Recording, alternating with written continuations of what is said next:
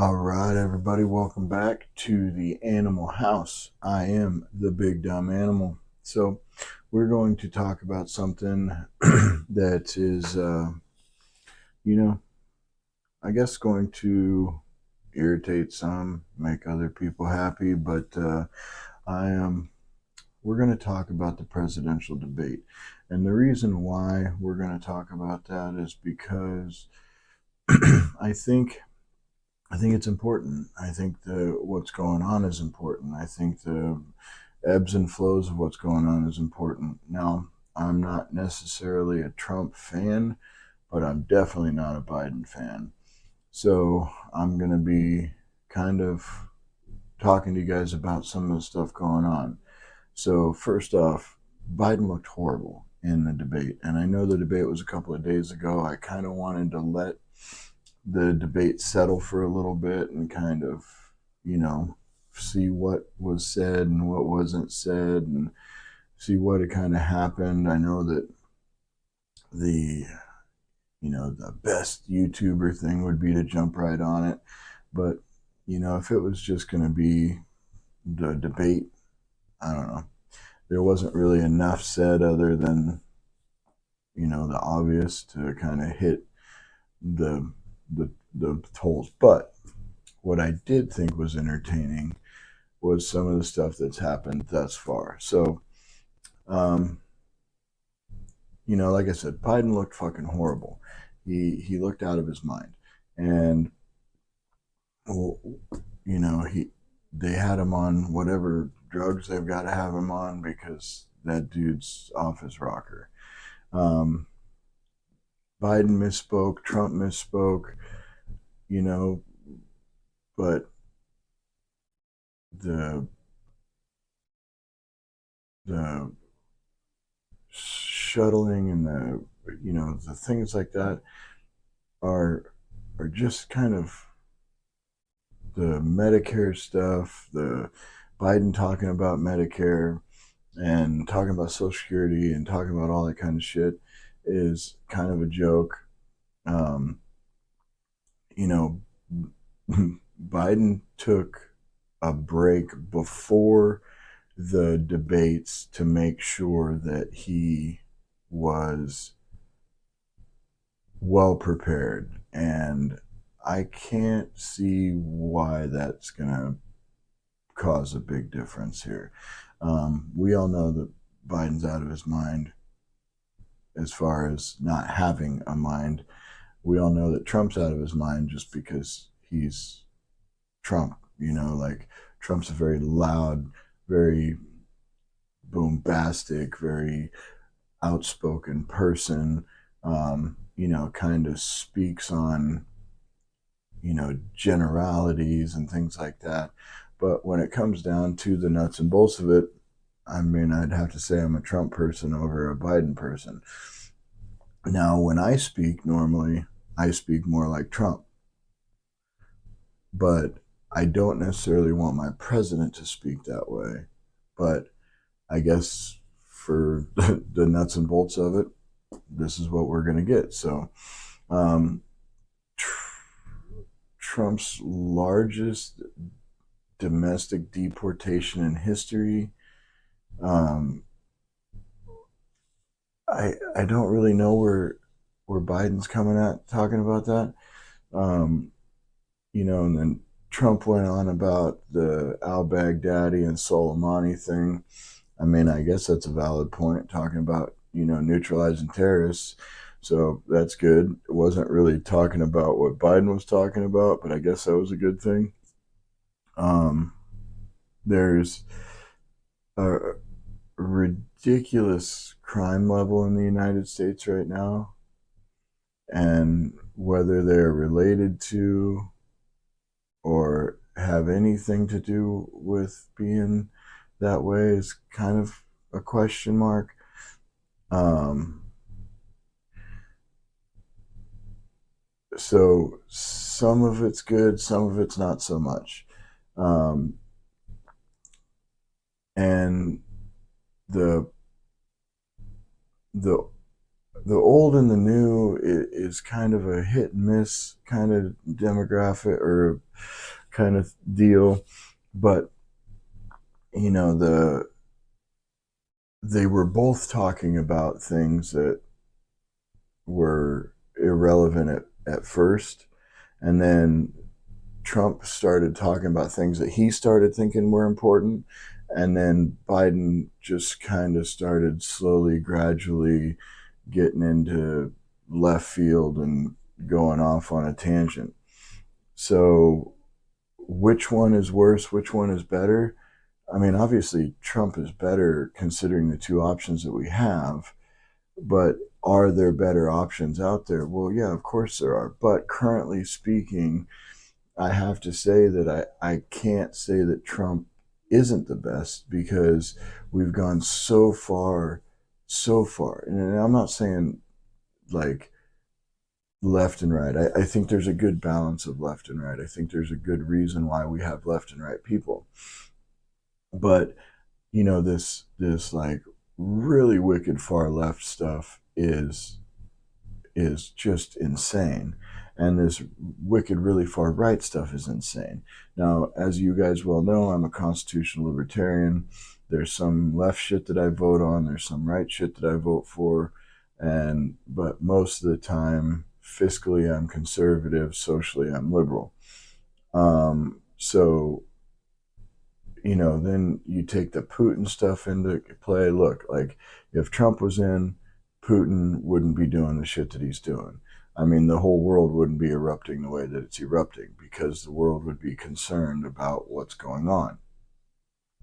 And so you've got the things like that that are happening that wouldn't be happening if Trump was in office. And you know, the border would not be an issue at all because Trump would have the border locked down. We know statistically speaking, for facts, that there were far less immigration issues, legal, illegal, you know, any kind of issues when Trump was president versus when Biden was president. And, you know, I kind of find it hard to believe that, you know, somebody isn't pulling the power that makes this be what it is when Biden's the president, because the guy's been, you know, functionally out of his fucking mind for a while now. You know, and so, you know, maybe he was a decent vice president because, you know, nobody really gives a shit about the vice president. And the vice president is only there in case the president ends up dead and takes care of some of the Diet Coke measures. Sure, I guess. But I mean, I think Biden's just a hack no matter what. Um, so for him to take a week long break beforehand and disappear, or however long it was, I'm pretty sure it was a week, and just disappear and not have any speaking, any engagements, any whatsoever, I think that's kind of a, you know, bullshit excuse. But in saying that, Trump has engaged to get to Biden, I think solely for Trump is a good idea, where him engaging with, you know, uh, anybody else is a waste of his fucking time, or Trump's time. You know, it could potentially do some good for Biden, but mainly harm. Um, Now, Trump's, you know, intimidation on CNN, uh, Congressman Goldman, I don't really know what the fuck that guy's talking about. And there are videos out there. You guys can look them up. I, you know, I was kind of jumping around trying to hit as many things as I can, just trying to find stuff. So, the left and right are arguing over the Biden presidency. CNN is doing a decent job at being kind of middle of the road right now. um, and they're just being interviewers, and then you've got this Goldman and a series of other people that were being interviewed with him that are bagging on CNN for it, saying that they didn't ask hard enough questions, they didn't do this. Like, look, considering what Biden and Trump agreed to as far as that goes and what CNN was able to put together, I think it was, you know, the best that they could do. Now, whether that's Trump's fault or Biden's fault or a combination there and the above, who knows? Um, why do the leftists say Trump being a convicted felon is some kind of a big deal? Look, we all realize if you're not drinking the far leftist Kool-Aid that Trump being convicted, one, everybody knows. Everybody knows. So why you need to bring that up is kind of a comical thing. But two, once again, why you need to bring it up on the the debate, other than letting the two presidents bring it up, I don't really know. But once again, it's Congressman Goldman and his little cronies on the interview that they had were like, oh, that should have been brought up in the first 38 seconds instead of the first 38 minutes or some magnitude of time. And, but why?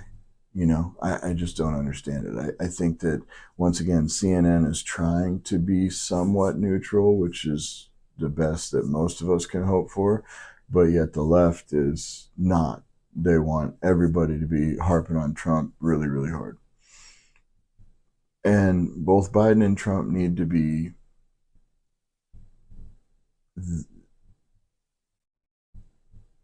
factually checked on a lot of different things. Like there's a lot of different stuff that they were both wrong on. Trump was wrong on most of the stuff that we already know he's wrong on.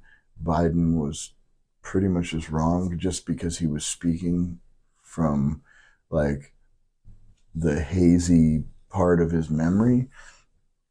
So I really don't understand how that's good or bad. It's like the people that are paying attention, the people that do vote, the people that are political know what Biden is doing, and they realize that unless he comes out swinging like really hard, are just know that he's going to be a fucking tool.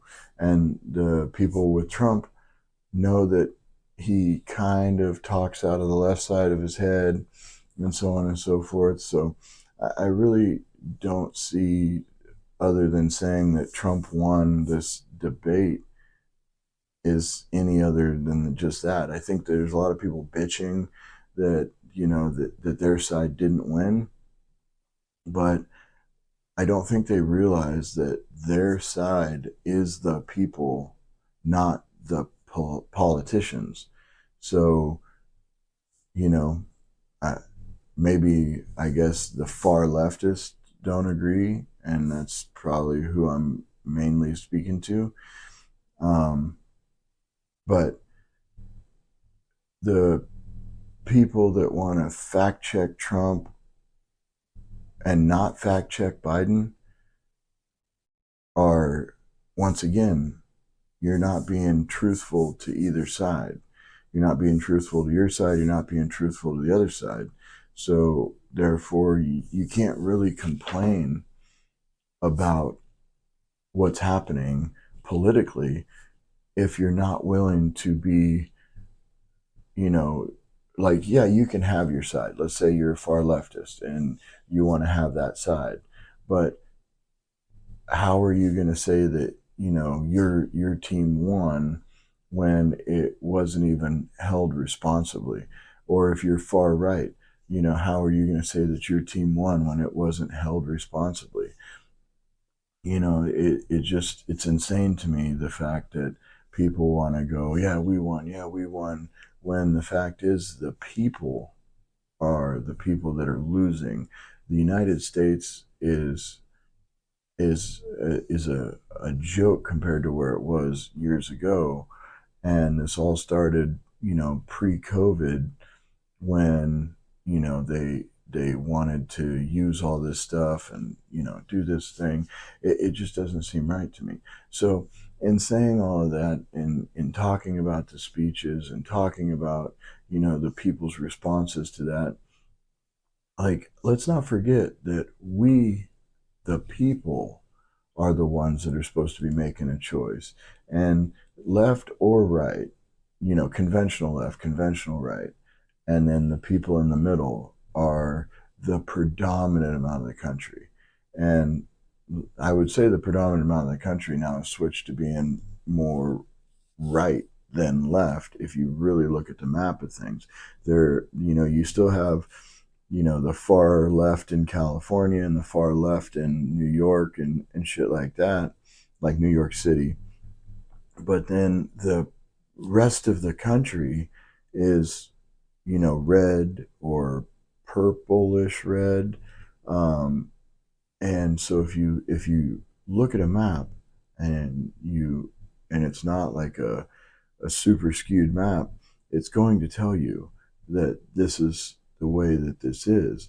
So I think people need to understand that, we need to get back to the way we were, where you can be left, you can be right, but you can kind of meet somewhere in the middle. This far left, this far right thing, I realize that the far right is to kind of combat the people on the far left, and the far left are these, in my opinion, these people that are, these like really fringe, like, people that want to, do certain twisted things to the country. Like, I just don't see how that makes a whole lot of sense. So in saying that, I think that for whatever my opinion's worth, we need to get back more neutral than to go one way or the other. Um, and whether that's, we need to be a little bit more left of center, we need to be a little bit more right of center. Right now, I personally think we need to be a lot more right of center, because people are people in power, it seems to be, are so much farther to the extreme left, or the people that voice the opinions in the media, voice the opinions in the news, seem to be on the more far left than even the standard left to the standard right. I just think that's my 2 cents. And, it reminds me of, like, I talked to my parents who were in their 80s and, or late 70s, 80s.